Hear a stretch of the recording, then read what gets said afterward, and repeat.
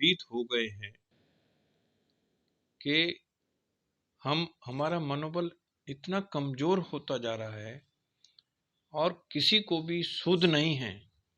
बहुत सारे स्कूल प्रबंधन, पेरेंट्स, समाज के हर वर्ग के लोग आसपास क्या हो रहा है, क्या होना चाहिए, कैसे ठीक किया जाए, बहुत कम लोग समय निकाल पा रहे हैं ताकि हमारे समाज में व्याप्त जो कुरीतियां आ गई हैं उसे कैसे दूर किया जाए।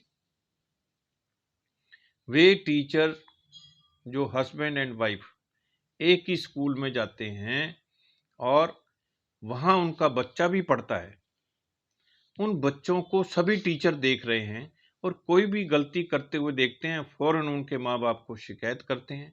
शिकायत करते हैं तो उन्हें क्रोध आता है कि हमारा बच्चा आइडियल क्यों नहीं।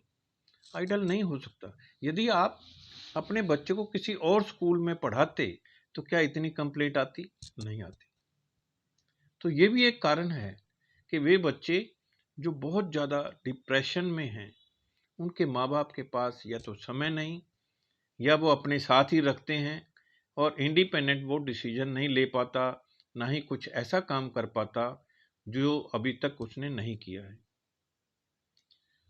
अक्सर देखा गया है कि वो जो तनाव आता है वो केवल एक कारण से नहीं आता है।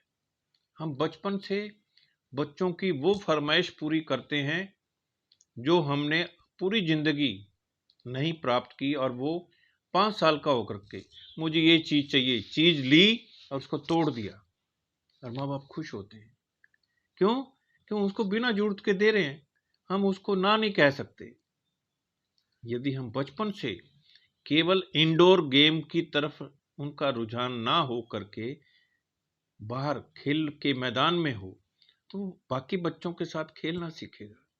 और माँ बाप अगर उसको आज समय नहीं दे रहे हैं तो फिर क्या बिल्कुल उसकी हालत खराब हो जाएगी तब देंगे, तब छुट्टी लेंगे, तब उसे घुमाने लेके जाएंगे, तब उसके मन की बात पूछेंगे। आज जितने भी चारों तरफ से डिप्रेशन के केसेस आ रहे हैं, चाहे वो कोटा के लोग हों, चाहे वो दिल्ली में कोचिंग लेने वाले हों, जब उन्हें प्रेशर दिया जाता है कि आपको इतने नंबर लेने हैं, आपको ये बनना है, ये करना है, और वो जब नहीं कर पाते तो डिप्रेशन की तरफ जा रहे हैं। डिप्रेशन की जरूरत नहीं है। हम अपने माँ बाप से कहें और माँ बाप भी बच्चों से पूछें कि बेटा आप करना क्या चाहते हैं, और उसमें उसकी रुचि भी देखें, क्षमता देखें, फाइनेंशियल स्टेटस देखें, तब जा करके उस काम को करें। कुछ माँ बाप अपनी जमीन बेच के, मकान बेच के बच्चों का दाखिला तो करा देते हैं, लेकिन उन बच्चों के बारे में नहीं पूछते, क्या तुम ये कर पाओगे, क्या घर से दूर रह पाओगे, क्या आपने घर में रह करके वे जरूरी काम सीखे जो बाहर रह करके करने होते हैं। आपस में समाज के अंदर तालमेल बैठाना, बच्चों के साथ तालमेल बैठाना, टीचरों के साथ, इन्वायरमेंट के साथ, जहां हम हॉस्टल में ठहरेंगे या जहां हम पीजी में ठहरेंगे, हमें किस प्रकार से रहना है। यदि एक ही रूम में दो और रूममेट रह रहे हैं तो तीनों की एक तरह की रुचि नहीं होगी, एक तरह की दिनचर्या भी नहीं होगी। वो बर्दाश्त करना आना चाहिए। उसकी ट्रेनिंग यदि हम समय रहते कर लें बचपन से ही, उन बच्चों को आम लोगों के साथ मिलना जुलना, बात करना सिखाएं, घूमना फिरना सिखाएं, खाना बनाना सिखाएं, बर्तन मांजना सिखाएं, सब चीजें सिखाएं। लेकिन हम लोग क्या सोचते हैं, नहीं नहीं नहीं, हमारा बच्चा अभी छोटा है, ये अभी से थोड़ा करेगा, कर लेगा जब जरूरत पड़ेगी। और जब जरूरत पड़ती है तो उसको कुछ भी नहीं नजर आता और उसके यार दोस्त उसके मजाक उड़ाते हैं। आए दिन आप रोड पे अगर किसी ने साइड नहीं दी तो लड़ाई झगड़ा। आज समाचार पत्र में जींद जिले में एक प्राइवेट स्कूल के अंदर हॉस्टल में सिर्फ खाने को लेकर के एक बच्चे ने दूसरे की चाकू मार करके हत्या कर दी। ये क्या है, क्या दर्शाता है? क्या हमने बच्चों को इतना वो कर दिया है, कमजोर बना दिया है कि नहीं जो भी कुछ मैं चाहूं वही होना चाहिए। समाज में एक दूसरे के साथ मिलजुल करके रहना तो आना ही चाहिए, और वो तभी आएगा जब पेरेंट्स और समाज, स्कूल प्रबंधन, ये सब देख देख करके जहां वो गलती करे उसे सिखाएं, समझाएं, बताएं, और नहीं तो काउंसलर रख लें, काउंसलर की सेवाएं ले लें। इंडस्ट्री में भी बहुत सारे एम्प्लॉय ऐसे हैं जो जिनको डिजायर रिजल्ट नहीं आते तो वो मारपीट, गाली गलौज ऐसा कर देते हैं कि कितने लोग तो छोड़ करके चले जाते हैं और मैनेजमेंट को पता भी नहीं चलता कि ये क्यों छोड़ के गया, और ना ही वो रीजन बताएगा क्यों, उसका फायदा नहीं, मैनेजमेंट सुनने के लिए तैयार नहीं। क्यों?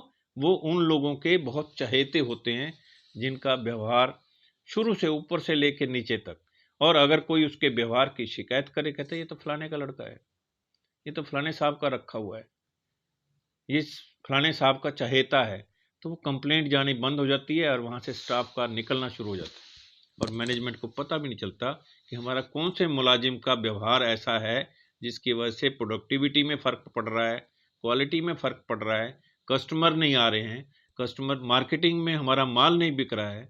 तो वो कारण कोई एक नहीं होता, अनेकों कारण है। सिक्योरिटी गेट में घुसते ही सिक्योरिटी का व्यवहार देखा जाता है, रिसेप्शनिस्ट का व्यवहार देखा जाता है, पीएन का देखा जाता है, कैंटीन का देखा जाता है, फिर क्लरिकल से लेकर के हायर मैनेजमेंट तक सभी का कस्टमर से संबंध होता है। और जहां किसी भी तबके ने थोड़ा सा उनके बिहेवियर में फर्क कर दिया, आपको पता भी नहीं चलेगा कि वो ऑर्डर हमें मिलने वाला था, क्यों नहीं मिल पाया। मेरे कहने का तात्पर्य यह है कि बचपन से हम अपनी दिनचर्या को और बच्चों को समय दें, और दिनचर्या ऐसी बनाएं डिवाइडेड हो, खेल भी हो, एक्सरसाइज भी हो, पूजा पाठ पूजा भी हो, घूमना फिरना भी हो, छुट्टी भी हो, एंजॉय भी हो। परिवार को समय देना है तो परिवार का ही ध्यान रखें, फैक्ट्री में क्या हो रहा है उस समय नहीं।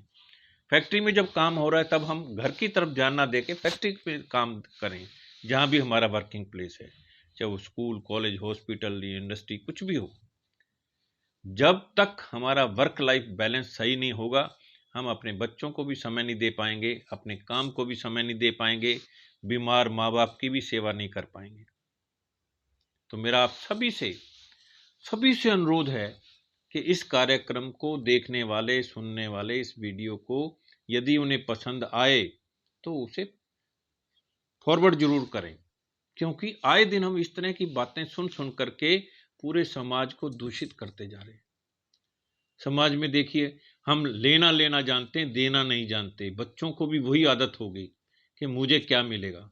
एक वो मजाक में कहते हैं कि हम आपके घर आएंगे तो आप क्या खिलाओगे, और आप हमारे घर आओगे तो क्या लेके आओगे। देना जब तक बच्चे नहीं सीखते तो उनके अंदर तनाव हमेशा रहेगा कि मुझे मिला क्यों नहीं। कोई गिफ्ट लेके आया तो उसको अंदर आने नहीं देते, गेट पे ही रोका, गिफ्ट देखा खोल करके, ओहो ये तो ये है, उस हिसाब से उसको डील करते हैं। ये कोई बात हुई? तो मानवीय मूल्यों की रक्षा करना हम सबका फर्ज है।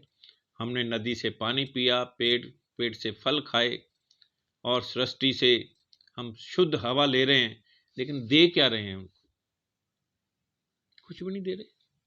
क्या वो हमेशा देते रहेंगे? पेड़ पे पेड़ नहीं लगेंगे, पतझड़ आने के बाद पेड़ गिर जाएंगे, बूढ़े होने के बाद आपको फिर नए फल, फूल, उसकी छाया, उसकी सुगंध और अच्छा वातावरण। आज हम एसी लगा करके तो खुश हो रहे हैं, लेकिन कितने लोगों को जो बाहर निकलने वाली गर्मी है वो परेशान कर रही, क्या कभी सोचा? नहीं सोचा। आइए आज से हम स्वस्थ समाज का निर्माण करने के लिए सर्वांगीण विकास कैसे हो, अपना भी, अपने बच्चों का भी, अपने माँ बाप का भी, और अपने समाज का भी, और राष्ट्र ही नहीं विश्व का भी कैसे कल्याण हो। सनातन धर्म में तो यही कहते हैं कि विश्व का कल्याण हो, प्राणियों में सद्भावना हो। सद्भावना कैसे होगी? हम बोल तो रहे हैं लेकिन कर नहीं रहे हैं। आज से हम शपथ लें कि हम समाज के कल्याण के लिए, विश्व के कल्याण के लिए हम अपनी तरफ से कोई भी ऐसी कोताही नहीं करेंगे, और अपने समय का डिस्ट्रीब्यूशन सही ढंग से करेंगे, जिसमें हम अपने माँ बाप को, अपने बच्चों को, अपने पड़ोसियों को, अपने टीचर्स को, अपने स्टूडेंट्स को, जहाँ भी हमारा वर्किंग प्लेस है, हम उसके साथ न्याय कर पाएँ। आज के लिए इतना ही है। मैं डॉक्टर सीपी भारद्वाज, मेरा यूट्यूब चैनल और वेबसाइट भी आप उससे जुड़ना ना भूलें, डॉक्टर सीपी भारद्वाज के नाम से। और यदि आप चाहें अपनी संस्था में अपने इंस्टीट्यूट में अपनी परिवारजनों के लिए समय से पहले काउंसलिंग करवा लेंगे तो बहुत बड़ी समस्या से बच सकते हैं। और बच्चों के या परिवार के आचरण को रोज अगर आप मॉनिटरिंग करेंगे तो पता चल जाएगा कि इसको काउंसलिंग की जरूरत है। आज तो थोड़े काम में काम चल जाएगा, कल को बहुत बड़ा परेशानी भी आ सकती है।